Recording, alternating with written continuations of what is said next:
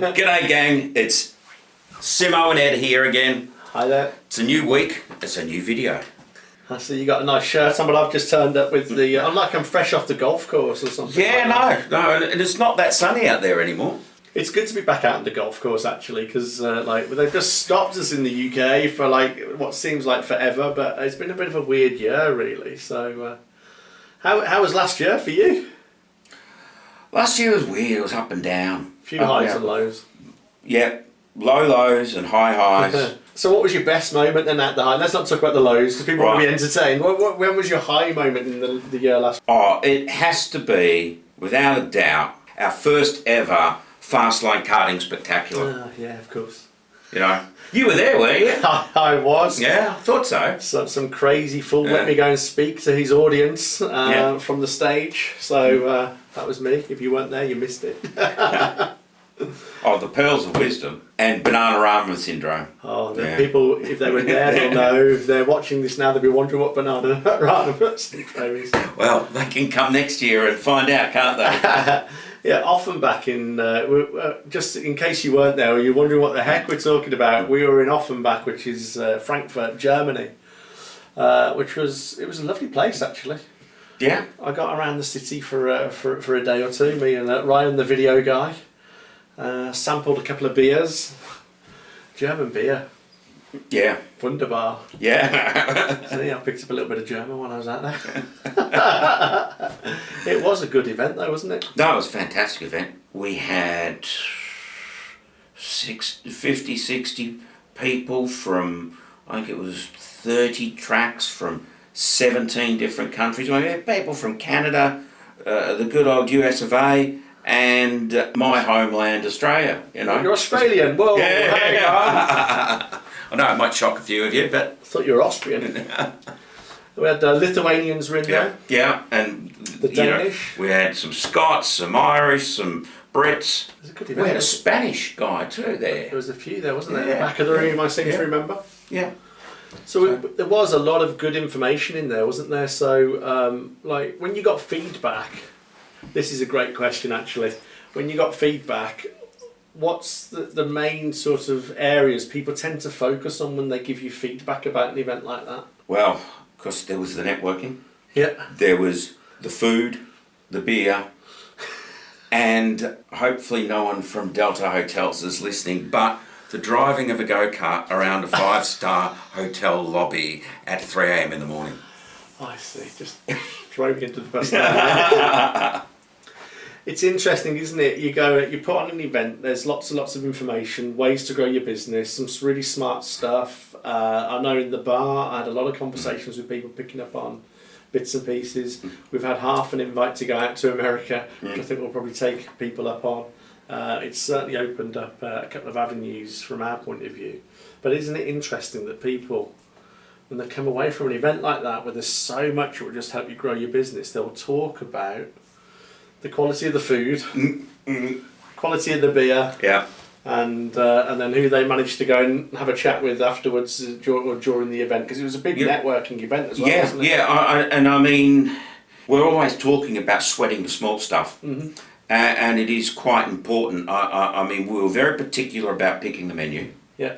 We were very particular at getting people to interact. And as well as spending hours developing the content. And you know, we hope people would focus more on the content, and quite a few people got some great stuff out of there, which some have actually started to apply and got results from. Yeah. But when you say what was the best thing about the spectacular, beer, food, and networking. You know, there's such a huge takeaway for kart track owners in this one. And that is that your audience, the people that sort of come and get involved, and in this case kart tracks, it's never for the stuff that you think that they're getting involved in, is it? No. So, what do we always see on websites? Oh, fastest karts, longest track. It's always on every website to do with the kart track. And yet, what do you think people actually turn up to karting for? What's the true motivator, the true driver? It's the experience. They want to feel like Daniel Ricciardo. Maybe not Daniel, but Lewis Hamilton. Lewis Hamilton, yeah. And Ayrton Senna. Yeah, they want to whiz around that track and feel like a racing god.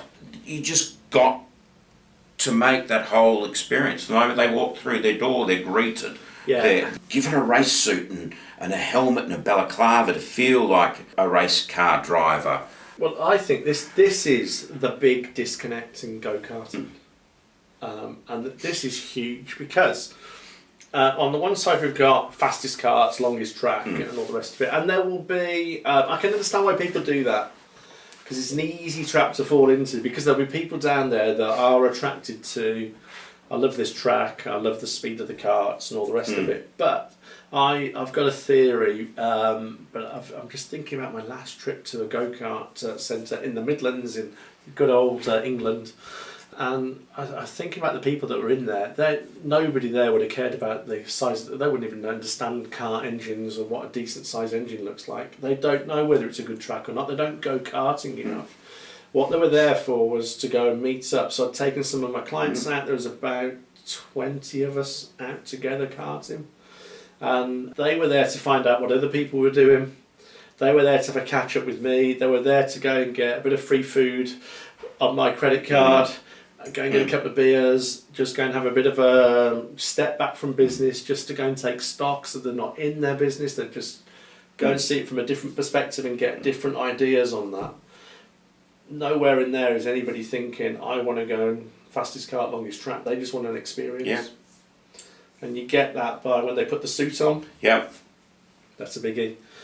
You put the helmet on, you all complain about the smell of the gloves, because that, like, crikey, what are you putting those gloves on those kart tracks? The smell lasts for like 5 days, it's scrubbing my hands. I mean, what is all that about? Now, being a manly man, that's not such a big problem. Some of my female clients did comment that there was quite a pong on their cuticles. Yeah, I just don't think, I mean, back there, that was pre-COVID. Sanitisation of communal race suits, helmets and gloves were quite neglected. I think they've come more to the forefront. You know, like most places will be washing those gloves after every use now, rather than intermittently. But, you know, it's a good practice, and I hope it continues, because you're quite right. You put your hands in, and now most of the gloves have got a rubberised front. Yeah. So you get a bloody sweat in them. It was hot work. And, you know, if you're just pairing them up after that, someone else is putting their hands in and they're coming out and it's stinky, sweaty hands.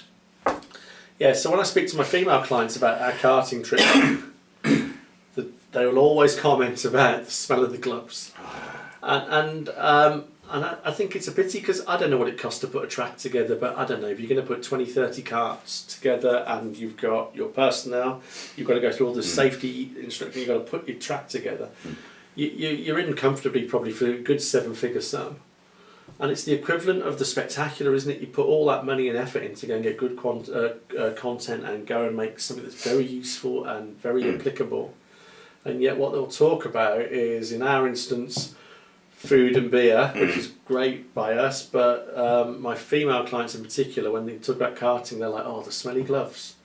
And yet some kart track owner has put blood, sweat, tears, their hopes, dreams and everything for a bright future. And it's come down to the fact that they didn't just spend like a little bit of money on letting them have their own pair of gloves. They can't cost a lot. Or just washing them like once after they're being used, and just having, because they don't cost a lot. Yeah. So it's the classic, you find this in the restaurant industry. All the money goes on building the perfect restaurant. And on day one they open up the doors, build it, they will come. And of course there's no money for marketing. And like, of course nobody comes, and then quite often it goes down the pans. Or the other thing that happens is people do know about it because they've got the location right, and a year later it's empty because they've gone on to the next venue. I think it's a really smart idea to work out what people really come for, remind them of why they enjoyed the experience, and get them to repeat purchase by actually tapping into what they're really thinking. So, bloody good BGQ, bloody good questions. Bloody good questions, yes. It's something I talk about a lot, which is I'm pointing at Simon there, but bloody good questions to get the right answer out of your out of the people that come and use your kart track will give you the answers to what they're really there for. I'll have a £1 sporting bet. What's that worth in dollars? About $6? Oh. Little joke there, jokey. But I'll have a £1 sporting bet with you. If you ask that question and you ask it very openly and don't lead the witness, I think you'll get very few people, if any at all, will say, oh, it's because you've got a 270cc car or whatever engine size it is, and because you've got the longest track. Crikey, the longest track you could have, it could just be in a straight line. That would be a boring run for me. I'm not into drag racing. So we've really got to tap into what they're really there for. Answers I suspect you'll get is, it was nice to meet up with family, friends. It was nice to get out of the house. It was nice to do something different. We just used to go out to the same restaurant all the time. We thought we'd try something different. It'll be those types of, and this is the gold. This is really important information you can use to go and get more people to come back to you because you understand what's really driving them. So in your marketing, you start to tilt towards that, and as they start to look at it and realise you're talking about them, that rapport will bring them a step closer to you. Yeah, I mean, you got to sweat the small stuff. It is. Yeah, you know. It's always the small stuff, isn't it? Yeah. There's a great book called Deep Survival, which is sounds a bit dark, but it's well worth the read. It's got by a guy called Lawrence Gonzalez, I think it is. And it's about deep survival is all about people in difficult situations. It says who lives, who dies, and why. So there's a real look at accidents and how they happen, but there's a metaphor there for business. And accidents rarely happen because of major things going wrong. It's a series of small things that lead to a problem. So I think if there's business owners that are struggling, and I see this because I'm normally working with about 14 business owners at any one moment. And when they're struggling, it's because they can't see it, because there's lots of little things that just aren't adding up. And I think it's those little things like sweaty gloves, lack of driving experience, potentially nowhere for them to go and hang out as a unit, as like with their group. No one at the bar to get a soft drink or a water or a beer. Music blaring at 100 miles and like so loud you can't hear anything, and yet as soon as you put the helmet on, the drivers can't hear it anyway, and everybody else who's watching on want to talk to their friends. So why do you have music blaring when the people who are the ones racing can't hear it anyway? But they're here to go and meet up with their friends and family. So have music by all means, but how do you create the right environment at the right volume levels? And all the track marshals tend to be young and lively. Obviously, I identify very well with them, and I can understand why they want the loud, blaring music and the hype and that. But I'd maybe save that for when they're walking into the venue. I mean, hype music, it up in reception, and then create areas. Music has its part. I like to think that if you have something like Eye of the Tiger pumping out when they're walking into the pits, yes, or maybe for the presentation ceremony, that's cool. Yeah. But during the race, I think, you know what I'd do? Because I think that's a really cool idea. I'd have get the music pumping, introduce them on the speakers, and then as they come in, what they'll have done is when they booked in, I'll have just taken a few of them onto a video camera, and then I'll just sit them quietly in the room and I'll have them smack talking. The people they're about to race. It's like that. I'm going to kick your ass. That would be so cool. And then you don't need any music. You just need to have them on the side, because now you've really wound the audience up. I mean that's taking the experience to an extreme. I can remember last time we were allowed to travel. Geez, that was a long time ago. You got a good memory. Yeah, way back. Yeah. I was visiting a track in Spain, and there was a bunch of lads. Yeah. Probably 18-year-old, and they're having a podium ceremony. Yeah. And the guy gets his trophy, and that's all cool. And then the marshal comes out and gives him a bottle of champagne. Cool. Bottle of Cava. Yeah. To shake up and spray on the crowd. Mate, you should have seen this guy smile go, bing! And just that little act amplified that chap's experience. Well, that'd be massive. And if you could capture that moment on video, if one of your marketing pillars was just to go and send out a video onto social media where there's just 10 of people spraying the audience and everybody diving for cover, and that was all you put out for that week's bit of marketing, it would be phenomenal. They'd be going, oh, I'm going to do that. Stag do, hen do, all my mates down the rugby club. Could you imagine the rugby club or the stag group where you have them smack talking and that's part of your promotional video? Yeah. That'd just be hilarious. All the in-jokes. There you go, free tip. Like, we're just talking here. We haven't spoken about this, have we? That would be a million times better than music blaring at me going, what? Where are we going after? You know. Well, are we going to get a beer here? There's nobody at the bar. Oh dear. I think this is, we laugh, but that nails down potentially where a lot of this goes wrong, doesn't it? Yeah, there's such little simple things, and they probably lose track of this because they assume the people are coming down to drive their cars. It could be. Yeah, you're right. But I think there's another thing in there. It happens in every walk of life. You start to take shortcuts. Yeah. So when you're fresh into business and you want to go into the best and you get your first client, maybe not your first one, you might get it wrong, but you're half a dozen clients in and it's going really well and you just do absolutely everything and it's all by the book. You have to be so careful just to keep that level up there.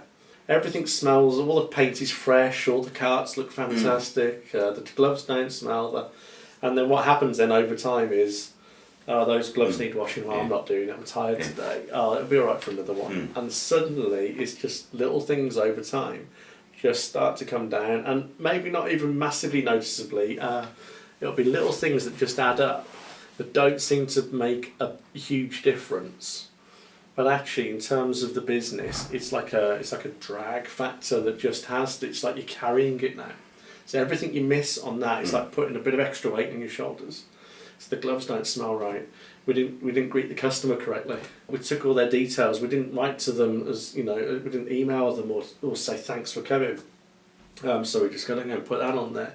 And over time, stuff that doesn't feel very heavy, but over time you're holding it all, suddenly it's just holding the business back a little bit.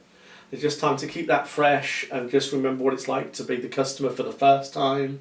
And getting all excited about how does it all work, and knowing like you're a bit worried now because you just smack talked your best buddy. Yeah. There's so much we can learn. So I think realistically, I think that's the disconnect. This is the big go-karting disconnect. Understand what your audience are really there for, and when you understand that, there'll be others that want the same experience. And not every audience will be there for the same thing.